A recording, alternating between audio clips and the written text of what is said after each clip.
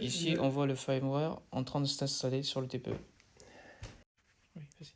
Donc, on a appuyé sur ça et on se retrouve sur cette page-là. Donc, on a lancé le téléchargement, le fichier qui a été téléchargé, donc le firmware. Il se lance, il va se mettre à jour, très probablement redémarrer. Une fois que c'est redémarré, on va attaquer l'installation de la dernière version de AirViewer pour pouvoir finalement se connecter à distance. Donc voilà, le TPE, lui, se redémarre après avoir lancé l'exécutable. On attend qu'il se redémarre. Voilà, il est en train de se redémarrer. Il fait les mises à jour. Il faudrait présenter entre 5 et 7 minutes. Voilà, mise à jour terminée. Là, il se redémarre. Voilà, le TPE a redémarré, a bien redémarré, et en appuyant sur le bouton rafraîchir ici, on voit que l'opération a été un succès. Donc maintenant, on peut revenir sur cette page-là, sur App Firmware, et on voit quand on rafraîchit que c'est bien le dernier firmware qui a été mis à jour, super. Donc maintenant, ce qu'on va faire, c'est qu'on va installer AirViewer. Donc pour installer AirViewer, on va dans l'onglet AirViewer, on peut rafraîchir, et on voit que AirViewer n'est pas trouvé sur le terminal. Donc on va installer AirViewer en appuyant sur ça, on peut voir le progrès, donc c'est la même chose. C'est une application qui se transfère dessus, et donc il y a un téléchargement qui est en cours sur l'application également. Et une fois que c'est fait, il y aura un signal sur le TPE et sur cette interface. Donc on voit que AirViewer est en train d'être téléchargé ici. Il va soit se lancer tout seul, soit il faut appuyer dessus pour lancer l'installation d'AirViewer. Voilà, terminé, on va cliquer dessus. Et voilà, l'application a été installée correctement. Donc on voit que c'est un succès, super. Et si je reviens sur cette page-là, et que je synchronise, voilà, la tâche a été effectuée avec succès. Accéder au TPE à distance, je retourne dans mes terminaux, je choisis le terminal en question, AirViewer, se connecter, et il y a plusieurs autorisations qui sont demandées. La première, c'est l'autorisation pour se connecter. La deuxième, c'est l'autorisation pour pouvoir manipuler le TPE. Donc la première, je l'approuve. Je suis désormais connecté au TPE. Cependant, j'ai besoin de manipuler. Donc je demande un accès pour pouvoir toucher le TPE. Et j'approuve. Et maintenant, depuis ma plateforme, je peux, on voit bien, toucher à mon TPE. Et le contrôler à distance. Attention, il y a un temps limite d'accès à AirViewer. Donc si vous êtes déconnecté, il faut se reconnecter et redemander les permissions. Donc maintenant, nous allons fixer l'adresse IP du TPE et ensuite, nous allons procéder à la configuration de la carte SIM sur le TPE. Mais dans un premier temps, il nous faut accéder aux paramètres pour accéder aux paramètres réseau. Donc les paramètres sont sécurisés par un mot de passe. En effet, il en existe plusieurs.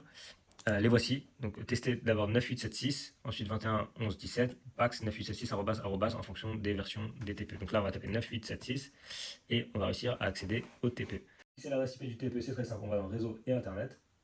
On va dans Ethernet et ici on a les paramètres du TPE, on va mettre configuration et après voilà, on va le mettre en statique et on a sélectionné l'adresse IP 238 parce que voilà, au maximum il y a 6 à 7 bornes pour les points de vente et on peut avoir jusqu'à 2 caisses dans un point de vente, souvent c'est la norme, on a une caisse au maximum 2, donc on peut réserver 238 239 ou alors 239 240 pour les TPE de comptoir.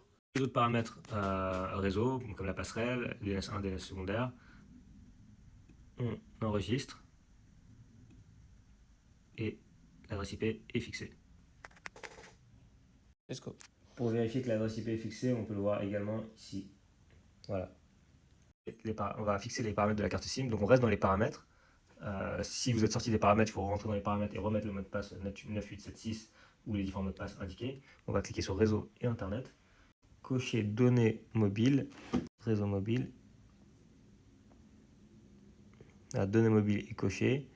On peut cliquer sur itinérance si le TPE va sur un autre pays. Bon, s'il reste sur le territoire français, ça n'a pas vraiment d'importance. Donc en fonction des versions, vous avez soit paramètres avancés, soit directement ici, point d'accès. On clique sur point d'accès et on va renseigner un point d'accès maintenant. Donc on clique sur le petit plus là. J'ai cliqué sur le plus. On va renseigner le nom du point d'accès. Donc le nom du point d'accès à renseigner, c'est Planète M. Donc en majuscule, Planète M. On enregistre.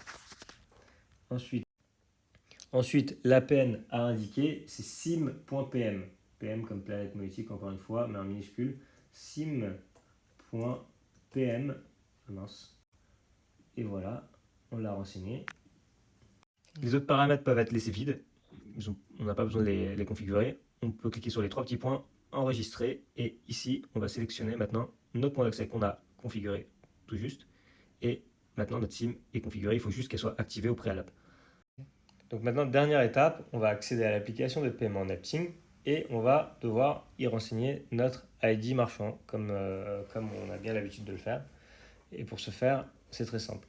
Dès qu'on lance l'application, on nous demande l'ID marchand, l'ID commerçant du client qu'on veut configurer. Donc là, en l'occurrence, c'est l'ID Postour. Nous avons rentré l'ID marchand et il a été détecté par le client, enfin par le serveur. Maintenant, le TPE est connecté à l'ID marchand de Shamas Tacos Tour. En effet, on peut le voir sur Nepting. Sur Nepting, on voit bien qu'il y a un TPE à 8500 en plus, des TPE de borne Q25. Il faut juste bien le déclarer à Planète Monétique. Le dernier paramétrage consiste maintenant à faire fonctionner le TPE en mode commandé par la caisse. Parce que là, on a un clavier visible, ce qui n'est pas normal. En effet, ce n'est pas au caissier de taper le montant, bien que ça serait fonctionnel. L'idée d'un TPE PAX connecté avec la caisse, c'est que le montant soit commandé par la caisse. Alors, pour ce faire, on va aller dans les paramètres, voir plus. Un code d'accès est demandé. Chez Planète Monétique, on connaît 24. Tac. Voilà. On a rentré le code. Maintenant, on va dans paramètres fonctionnels. Fonctionnel. On trouve juste en bas, protocole caisse. Tac. Et voilà. On sélectionne Nepting. On sélectionne Nepting. Et il nous demande. Donc c'est déjà sélectionné, c'est top. Validé. On active passerelle IP activation. Des fois, ce bouton se trouve ici, des fois il se trouve dans le menu précédent, en fonction des versions d'Android installées. Maintenant, ce qu'il faut faire, c'est retourner. L'application va redémarrer et il n'y a plus de pinpad, de clavier pour taper le montant. Finir le paramétrage sur la caisse du client.